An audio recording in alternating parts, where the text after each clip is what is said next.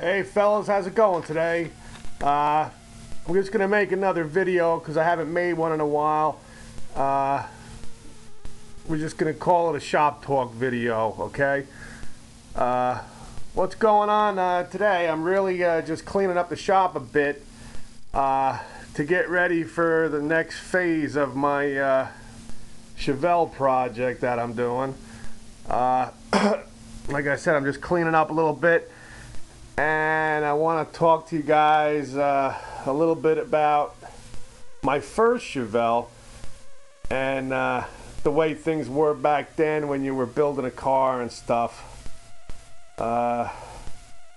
It's very different today than it was back then. Anyway, what you see here is I'm separating a lot of crankshafts, and I had to bring them in from the other side, and I got a bunch over here. I got lots of them anyway. But anyway, back to the subject at hand. I got a lot of guys asking, about that rear I showed you yesterday.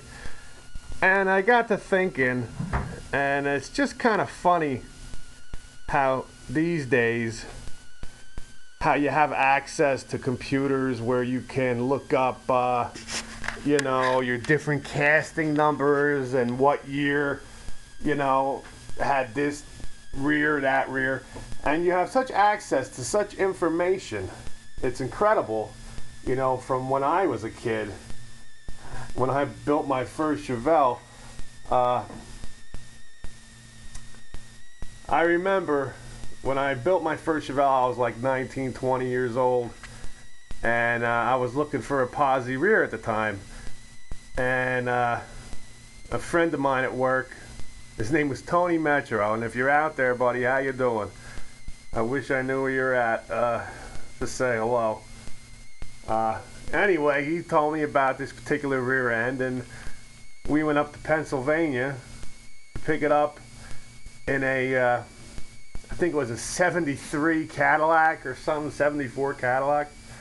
And that trunk was so big in that car that the rear end fit right in the trunk. Shut the lid, we drove home like it wasn't even in there. Pretty funny. But anyway, back then, we didn't know, this particular year, the rear end was narrower than, this particular year. And we just winged it, and everybody I grew up at, had hot rods, just the way it was, and everybody helped each other out, and you just learn from trial and error. It was none of this. Oh, well, let me look up the casting number, and we'll see what year this is from, and for fitment and things like that. We just winged it. And it worked out, we learned as we went. It was a lot harder.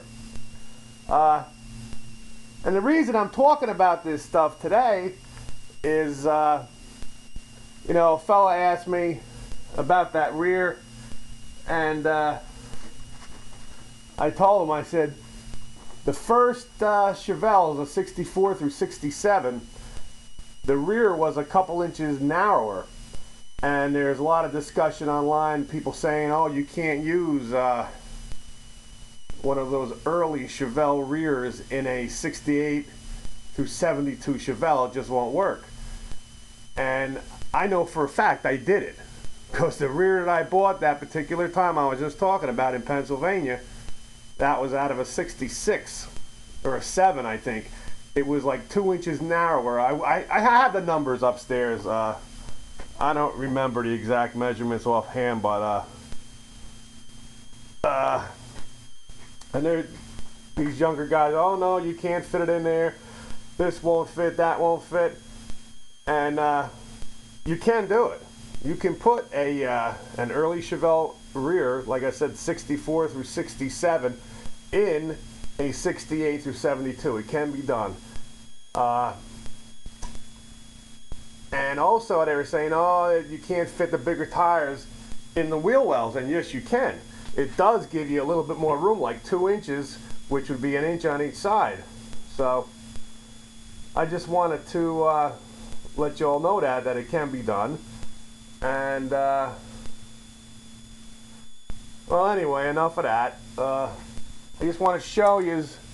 I'm going to be, once I can get that rear end down here, this is where I'm going to be setting it up on these stands to refurbish it, you know, spin the wire wheel on it and get all the grease off and prime it up.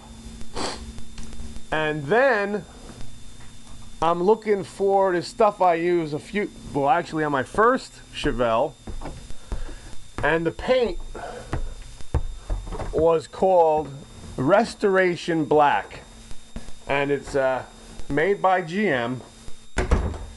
And well, I don't know if they sell it. I'm gonna look into it, but that's what you want to use when you're doing these projects. It's a little pricey, but it's made by GM and it's called Restoration Black. Good stuff. So yesterday I was messing around with this, and I did take care of the front cover. I got it into primer and I ground down the bolts and threw them back in. There's not a lot I'm going to have to do with this, because all the bearings and seals have been replaced about, well, like 10-15 years ago, but it's been sitting in a barn ever since. That's where I found this, in a barn, tucked away, and the guy said it was there for about 15 years. The only thing that I'm gonna have to buy, well, maybe not even if the car comes with it, but I need the emergency brake cables and brake lines. That's it, along with the gear lube and the gasket. But the rest is all just clean up and paint. So any other questions about this, guys, give me a holler. And what you call it, I can't do nothing else at this point with it, because I have no way of getting it down there.